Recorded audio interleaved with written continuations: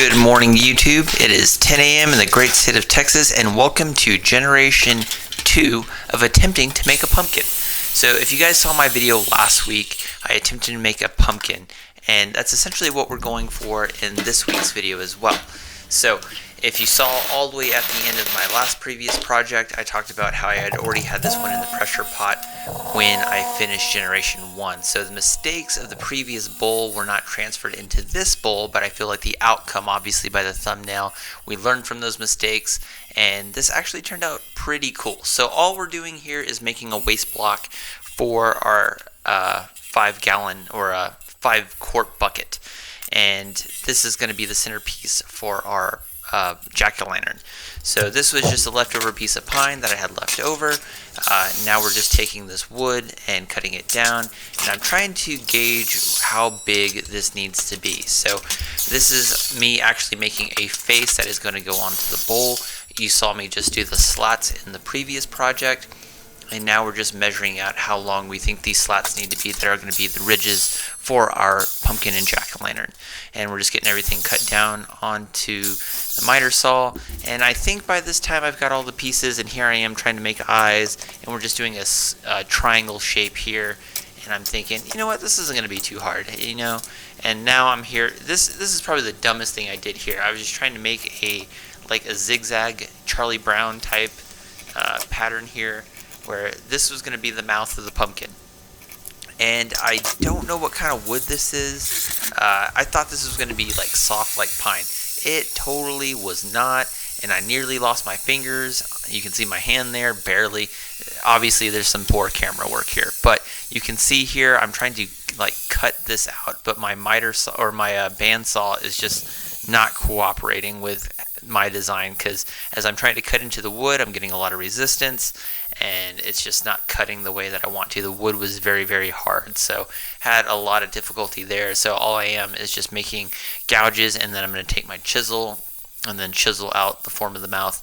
And even though it doesn't turn out exactly how I wanted it to be, here I am just doing a piss poor job, if I have to be honest. This is the first time I try to do this, and this is like really shoddy camera work too. And I should have just went ahead and used some pine, but I don't know why I left this in here, because I show failure, that's why. Because I think more woodworkers need to show failure when they're building stuff, and that was obviously a fail on my part. So anyway, what you didn't see was me taking like my Dremel and other tools and just trying to make, you know, the best mouth that I possibly can make.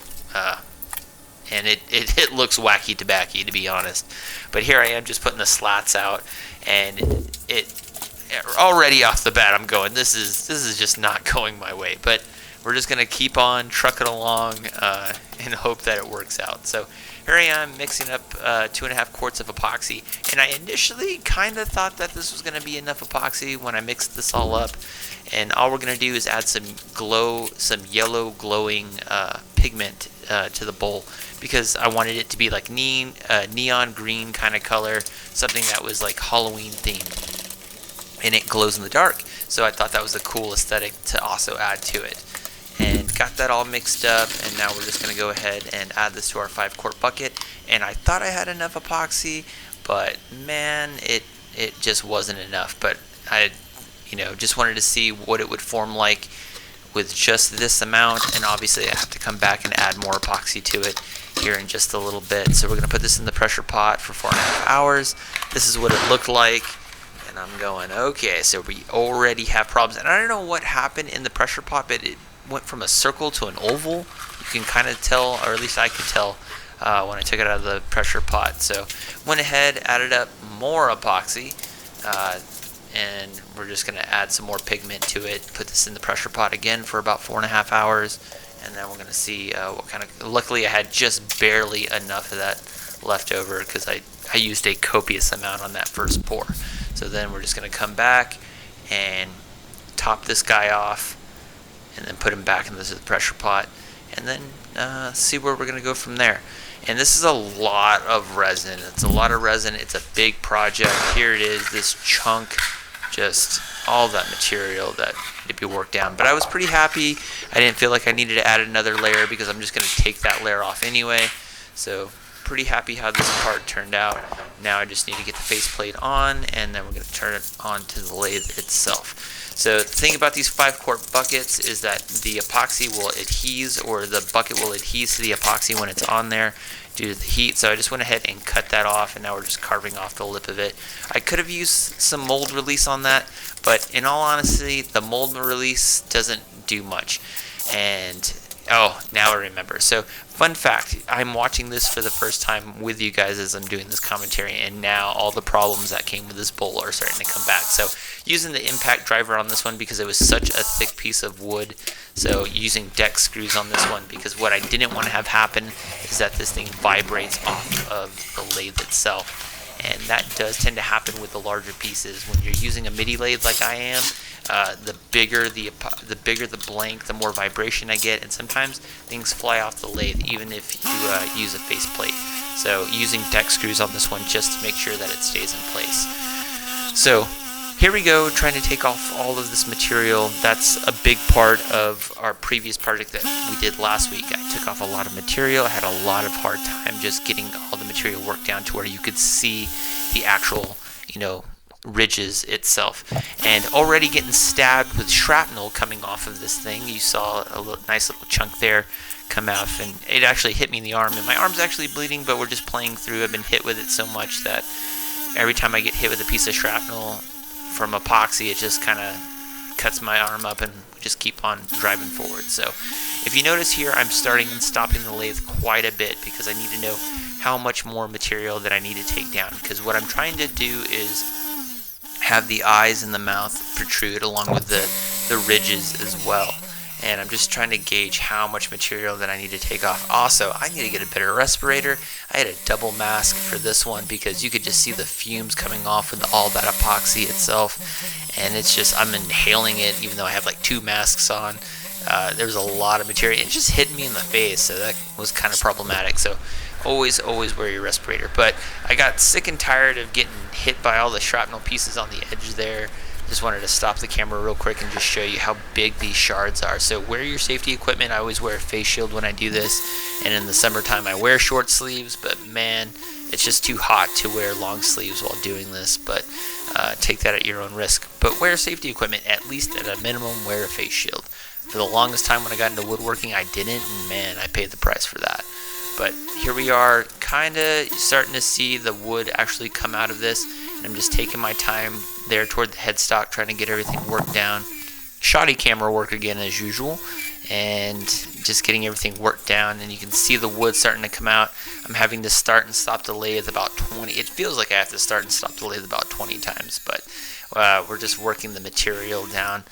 And I can kind of see the face. So when I see the face initially, I'm pretty encouraged by what I see there. So I'm just thinking, okay, just keep on trucking along, take your time, make small strokes, just really just get an idea of where you're at. And that's where you got to start and stop the lathe as much as possible. Also, if you guys want to see somebody do this way better, go check out Moon Pie Creations on YouTube. That's where I got this idea from. Or at least that's the YouTuber that I saw that did it. He's a woodworker as well, does way better projects than I do, and his skill level is at like 1,000, so go check him out. He actually does a way better job. But by this time, I've pretty much gotten to the part that I want to. You can see there's just a little bit of epoxy left on the mouth, and I'm just trying to take that part off, and bam, we got it. So we have brought our jack-o'-lantern to life, and now I'm just taking off that bottom piece there. That just comes off no problem. Take a chisel, hit it with a mallet a couple of times, and then we can start working off the bottom, and then just getting a nice bowl shape so we can start forming the mortise. So this part, didn't have a lot of issues here. Once we got to the face and the slots that could be seen, I was pretty happy with where we were at.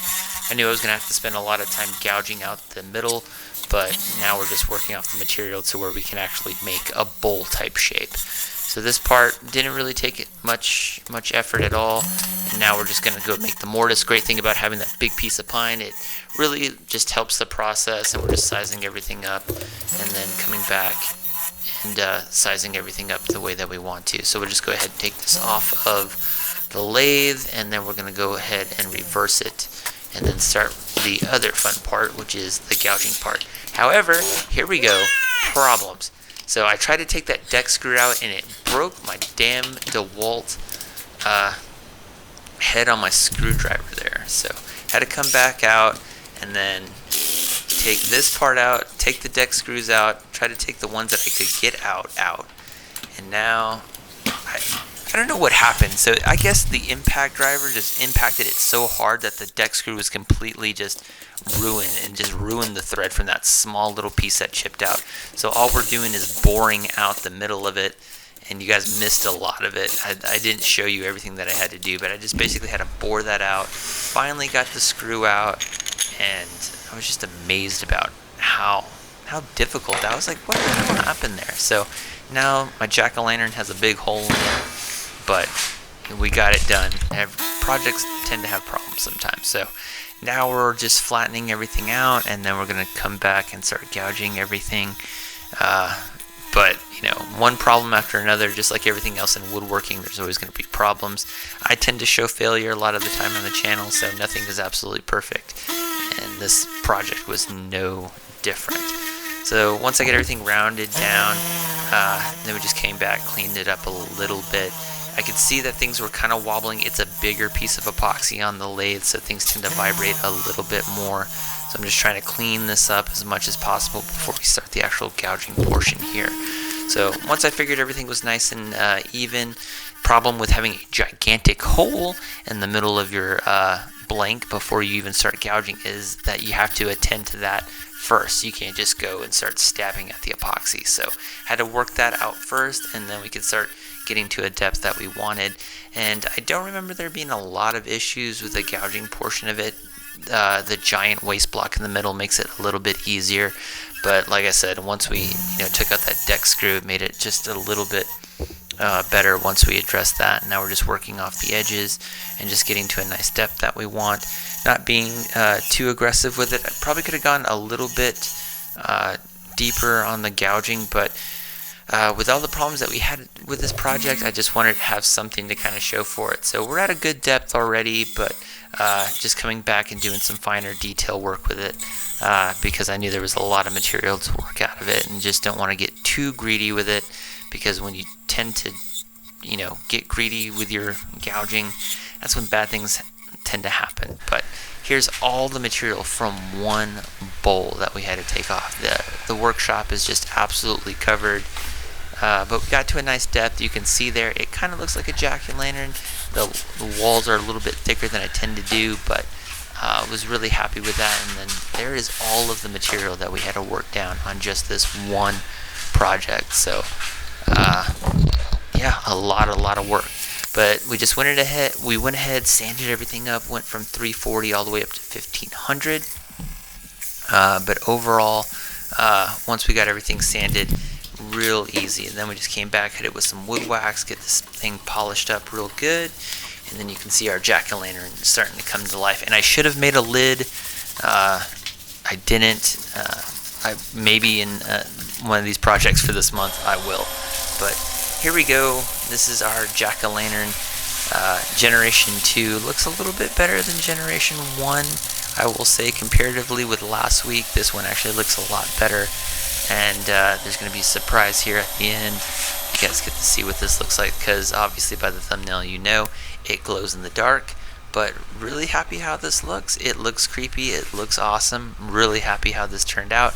Yes, the mouth looks really messed up, but this is Generation 2. Generation 3 pumpkin making, if we do one for this fall, will definitely look a lot better. But here we go, boys and girls. This is what this looks like in the dark. Really happy how this looks. Really cool looking jack-o'-lantern, in my opinion. So hope you guys liked it. Hope everybody's having a good spooky season so far.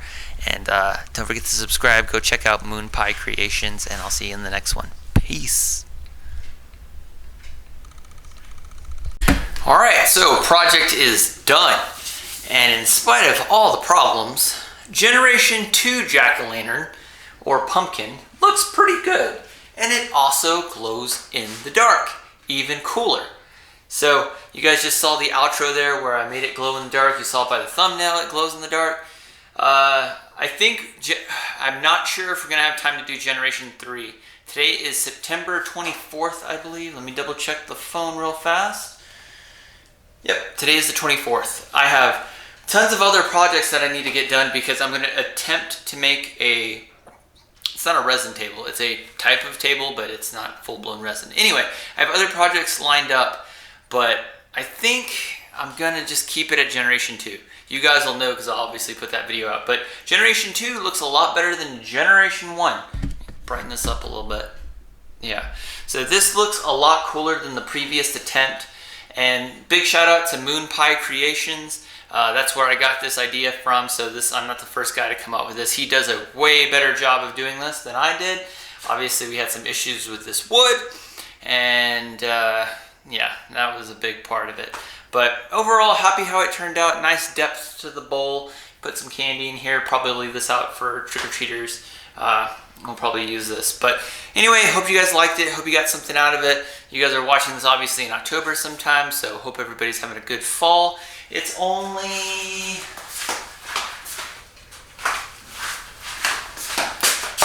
88 degrees now in the great state of Texas. It's Sunday. There's football to be watched right now. I'm going to go do that. So hope you guys like it. Hope you enjoyed it. We'll see if there's going to be a Generation 3. Did not mean to flick you off. I don't know what I was doing there. And I'll see you guys in the next one. All right. Peace.